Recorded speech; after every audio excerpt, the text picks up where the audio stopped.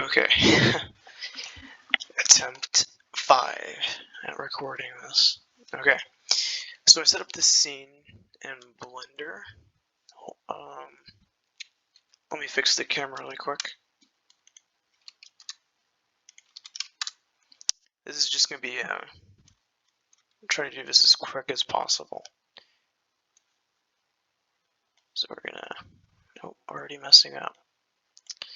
Really quickly, get a viewport open in camera, view, walk navigation.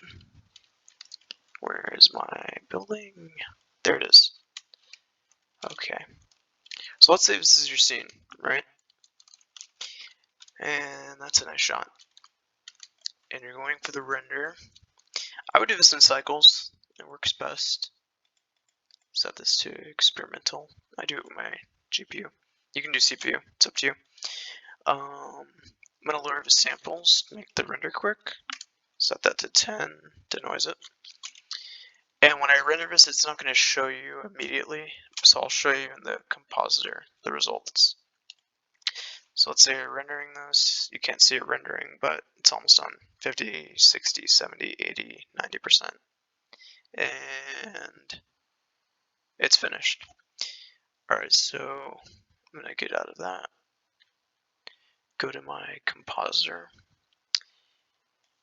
Maybe adjust this. Compositor is actually pretty useful. You can use this if you want. It's not necessary though. You can do this all from the render tab. It's not showing on my screen recorder for whatever reason. What am I looking for? Image, and then render result. Okay, let's drag that in, zoom out. Okay, so let's say this is your scene. You got a cool building here, or whatever you have. This works best with like hard edges and stuff with like planes. Like let's say you wanted to put a texture, but only on this part of the cube on this plane.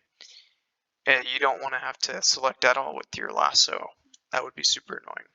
Especially like all these little crevices and stuff. So to fix that, you're going to go to this tab here, the file or the view layer, and select normal. And now if you render, bear with me while this renders out. I know you can't see anything happening. I was going to send you like a bunch of images, but I didn't want to have to like explain the images. Alright, so now it's done rendering. If I exit this, go back to the compositor, hit view node. If you're just doing this from the render tab, there's a, let me look where it is. There should be a little thing that says view layer at the top of your screen, and next to that is something that says combined. If you hit the drop down, you'll get all your passes. So you don't need to do it through the compositor like I am. But if you do use it, now we have this normal tab. So we're just going to take that and drag it in. And that'll show us our normals. So nice. Now you can select all these planes. The result in Blender isn't as great as in Maya, but this is better than nothing. Here's an issue though. If you run into these like black planes, these are pretty trash. So there's one way to fix that. I'm gonna go back to layout. It's a little bit of work, but it's a better result, so you might find it worth it. So we're in the shader editor. You're gonna select your object, and I'm actually gonna separate this out because this should be two objects, not one. This might make the normals even better, hopefully. So you're gonna hit Shift A to add a node, and then you're gonna go normal. I have caps on. Normal map. And by default, the normals will be set to tangent space, but if you change it to object space, let's see what we get. Render that out really quick.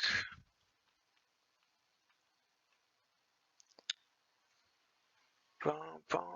Okay, it's finished now. So if I exit this, go back to compositor. Now we have this, and it's a little bit better because you don't have this black on black thing. And you have all your faces. It's nice and selectable. Now, this blue on blue in Photoshop, that's going to be really hard to select and keep those separate. That's why I like using the object pass, because it'll separate all your objects so that you can make even cleaner selections. So let's do that. Let's go back to layout. Now to do this, you're gonna go, and whether you're using cycles or eevee, you're gonna go to workbench, set your lighting to flat, color to random, and now watch this. If I render this, it's gonna show me these colors. Nice, right? Oops, I got out of my camera. So now these are separated, but they're a little bit washed out. If you use this in Photoshop, it's not selecting perfectly. Here it'll be easy, but if you have like a more complex scene and like all these different colors, this like sort of non-contrasty color is going to make selections hard. So to fix that, you can go to color management, go to use curves, hit the drop down, and if you drag this, here, let me zoom out. If you drag this down, like in Photoshop, you can make this even more contrasty. Even go to look and hit high contrast, very high. Make that even more contrasty.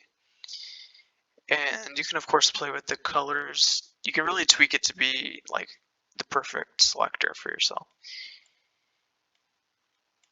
Now this object isn't a great example because if I go back to just the regular solid, like normally I would have these all separated into different objects. So like each pillar you can have be a separate object, but because this is all one, it's only showing the outline of that whole thing.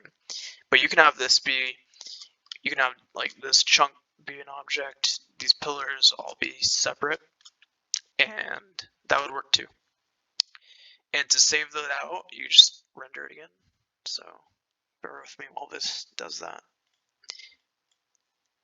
And if I go to the compositor and do that, boom, and then you can save this out. So that's how you get these passes in Blender. Hopefully one day you learn Maya, because Maya is way better at this sort of stuff, I think. Blender is really sick though. I use it for a lot of stuff, especially all the add-ons and stuff are cool. But anyway, thanks for bearing with me through this awful tutorial. Later.